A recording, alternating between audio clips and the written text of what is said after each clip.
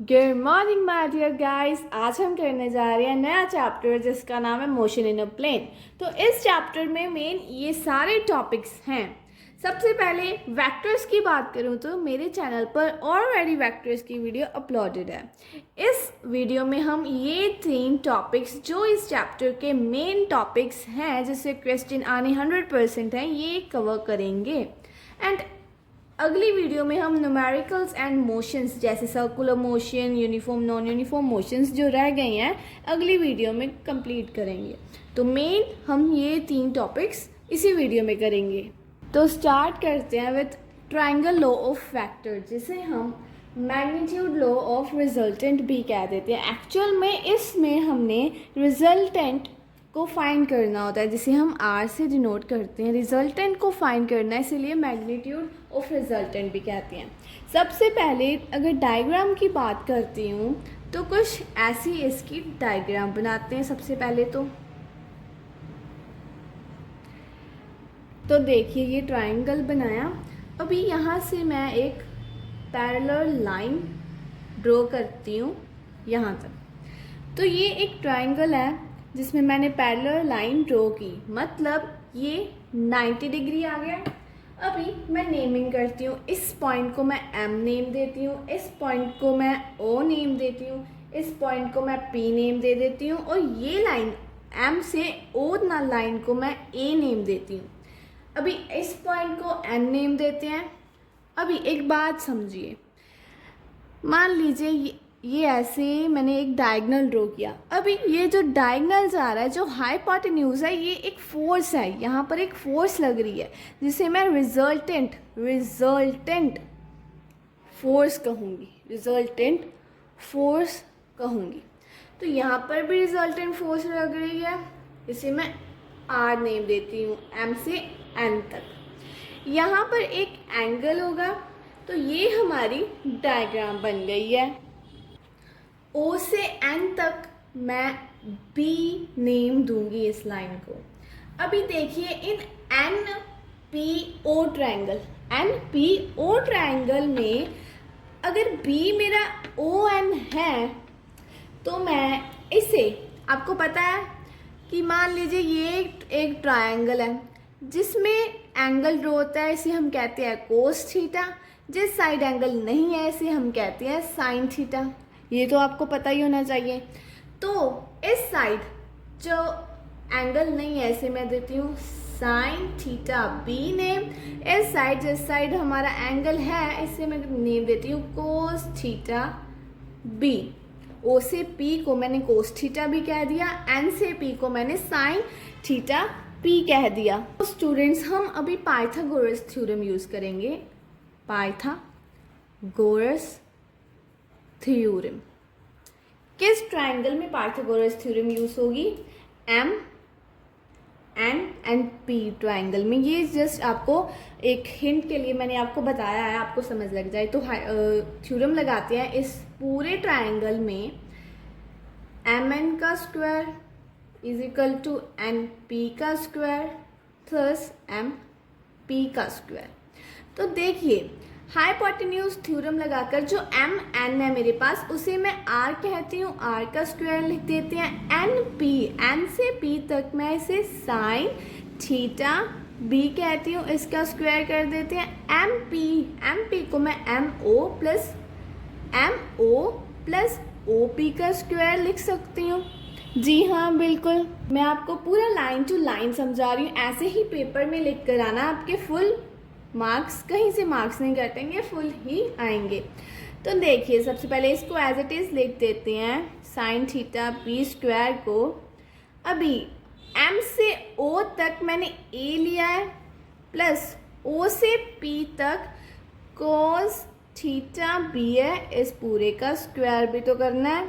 अभी आगे R square, A plus B का स्क्वायर, यहाँ पर फॉर्मूला लगेगा ये वाला, ए प्लस बी का square, A square plus B square plus 2ab। ये फॉर्मूला लगाएंगे यहाँ पर, इसे हम एज इट इज लिख देते हैं। फिर से एज इट इज लिख दिया, ए का square plus cos theta cos square theta, B का स्क्वायर भी आएगा, फिर 2a कोस थीटा बी आएगा। आगे देखिए, अभी नेक्स्ट अभी देखिए, यहाँ पर मैं इंडिविजुअली इन पर स्क्वायर डाल सकती हूँ। पहले b लिख देती हूँ, B square sine square theta plus A square plus b को आगे लिख देती हूँ, B square cos square theta plus 2a B cos theta. यहाँ पर कोई है नहीं कि b को आपने आगे ही लिखना है, बट ऐसा करने से आपका जो फॉर्मूला है सॉल्व करने में और आसान हो जाएगा। अभी यहाँ पर देखिए, b एंड b, इसमें एंड इसमें मैं कॉमन ले सकती हूँ। बी स्क्वायर को ए स्क्वायर पहले लिख दिया, बी स्क्वायर को मैंने कॉमन लिया, साइन स्क्वायर थीटा बच गया प्लस कोस स्क्वायर थीटा बच गया। ये एज इट इज़ लिख देते हैं, एज इट इज़ लिख दिया। अभी A square plus B square sine square theta plus cos square theta, formula हमने पढ़ा है ऑलरेडी, जिसका आंसर 1 आता है। एंड 1 को अगर मल्टीप्लाई करूँगी इससे तो कोई भी हमारे पास बी स्क्वायर ही आएगा, तो इसे मैं छोड़ देती हूँ, प्लस 2ab कोस थीटा। अभी r जो स्क्वायर है इसकी मैं रूट डाल देती हूँ यहाँ पर, बाकी सब एज इट इज़ लिख देते हैं। तो यही था हमारा फॉर्मूले का आंसर, हैंस प्रूव्ड। तो गाइज अब हम करते हैं लॉ ऑफ पैरेललोग्राम, जिसे हम एडिशनल वेक्टर लॉ भी कह देते हैं। तो यहाँ पर सबसे पहले तो मैंने पैरेललोग्राम ड्रॉ कर दिया है। एक्चुअल में ये भी ट्रायंगल लॉ जैसा ही है, लास्ट में हमने रिजल्टेंट फॉर्मूला ही निकालना है इसमें भी, पर वो था with the help of triangle, ये होगा with the help of parallelogram. तो पैरेललोग्राम ड्रॉ करने के बाद मैंने एक पैरेलल लाइन ड्रॉ कर दिया यहाँ पर होगा 90 डिग्री, यहाँ पर कुछ एंगल थीटा बन रहा होगा। तो मैं ये भी पूरा एंगल थीटा होगा, यहाँ पर ये एंगल को एंगल बीटा मान लेते हैं। बाकी पॉइंट्स को हम मार्क करते हैं, यहाँ S, यहाँ N, यहाँ P, इसको S मानते हैं, इसको A वेक्टर मानते हैं, यहाँ तक इसको P, यहाँ पर इसको E मान लेते हैं, E से O तक इसे B वेक्टर मान लेते हैं, इसे A वेक्टर माना है, O से P तक भी A वेक्टर मानेंगे, क्योंकि हमें पता है opposite sides are always same. तो देखिए, सबसे पहले मैं एक ट्रायंगल लूँगी, सबसे पहले जो ट्रायंगल लूँगी वो लूँगी SPN। इस ट्रायंगल में देखिए सबसे पहले मैं परपेंडिकुलर लूँगी एंड हाइपोटेन्यूज लूँगी। जो मेरे पास परपेंडिकुलर है वो क्या है, SN। ये ट्रिग्नो है जो हमने ऑलरेडी 10th क्लास में की है। परपेंडिकुलर ओवर हाइट क्या होता है, साइन थीटा। मैं सिर्फ इतनी ही बात कर रही हूँ, इतनी ही चीज़ की। तो इससे मैं SN की वैल्यू फाइंड कर सकती हूँ। SN की वैल्यू क्या आएगी मेरे पास, साइन थीटा P। B कैसे, जो SP है, SP इससे इसको मैंने B लेट किया है, B वेक्टर, इसको मैंने B वेक्टर, क्योंकि देखिए अगर यहाँ पर A वेक्टर है तो यहाँ पर A वेक्टर आया, ऑपोजिट साइड सेम, ये इसके इक्वल होगा तो ये भी B वेक्टर आया, SP क्या आया, B वेक्टर, तो यहाँ पर B आ गया। अभी मैं दूसरे ट्रायंगल लेती हूँ, triangle SNP। In triangle SNP मैं लूँगी बेस एंड हाइट। बेस क्या है मेरे पास, PN and hypotenuse SP। Base over height किसे कहते हैं, कोस थीटा को, ये हमने ट्रिग्नो में पढ़ा है। इसकी बात कर रही हूँ, PN की वैल्यू निकालूंगी तो क्या आएगा, कोस SP। SP को मैंने क्या लिट किया है, B vector, B cos theta आएगा। इससे आगे हम पाइथागोरस थ्योरम लगाएंगे, जैसे हमने ट्रायंगल के लॉ में लगाया था। पाइथागोरस थ्योरम ONS में लगाएंगे, क्योंकि यहाँ पर 90 डिग्री है। पाइथागोरस थ्योरम उसमें ही लगती है, उसी ट्रायंगल में जो 90 डिग्री का ट्रायंगल होता है। तो hypotenuse square base square and perpendicular का स्क्वायर। हाँ इंपॉर्टेंट न्यूज़ मैंने कहा है हमेशा रिजल्टेंट फोर्स रहेगी यहाँ पर। यहाँ रहेगी हमारी resultant force R square P square perpendicular का स्क्वायर।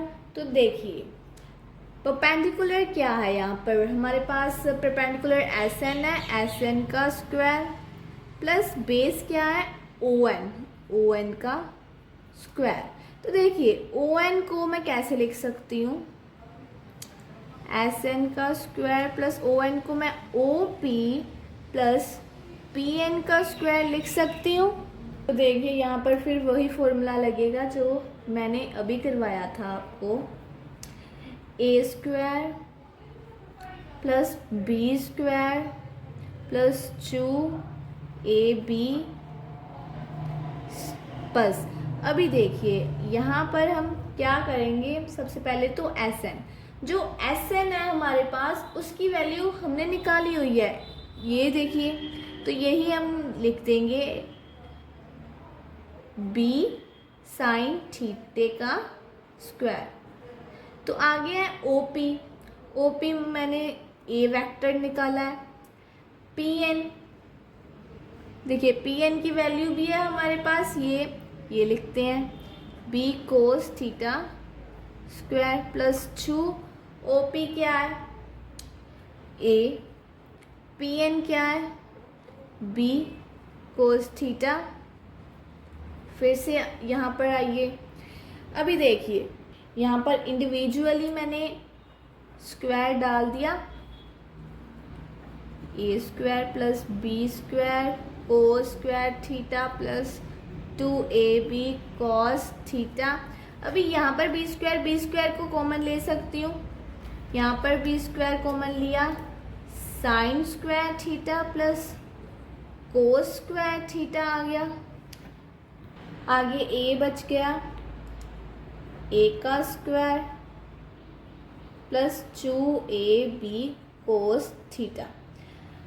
फिर वैसे ही ए स्क्वायर बी स्क्वायर, ये वैल्यू तो 1 है, प्लस 2ab कोस थीटा।